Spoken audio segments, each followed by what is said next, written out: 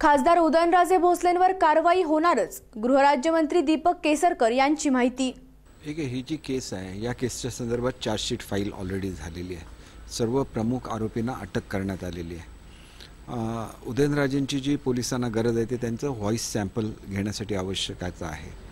त्याप्रमाणे लवकरच पोलीस त्या संदर्भातली आवश्यक ती कारवाई करतील, त्यांना कोर्टाच्या समोर हजर करतील। पण अशा प्रकारे शक्ती प्रदर्शन करत असताना त्यांना पोलिसांनी ताब्यात घेतलं नाही, याच्याबद्दल काय सांगाल? कारण न्यायालयाने सुद्धा त्यांचं जामीन अर्ज फेटाळलेला आहे।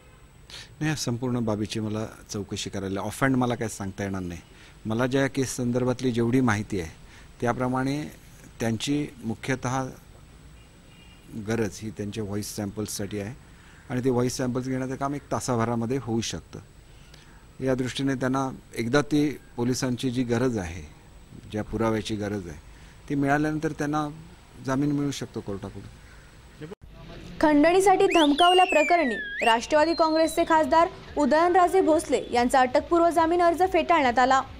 त्यानंतर शुक्रवारी रात्री उशिरा उदयनराजे अचानक साताऱ्यात आले। यावेळी हजारो समर्थकांच्या साथीने त्यांनी साताऱ्याच्या रस्त्यावरून चालत जोरदार शक्ती प्रदर्शन केलं।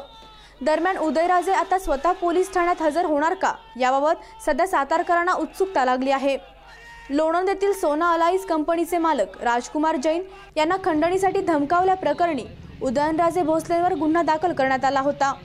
त्यांच्यासोबत तब्बल 15 जणांवर गुन्हा दाखल करण्यात आला आहे।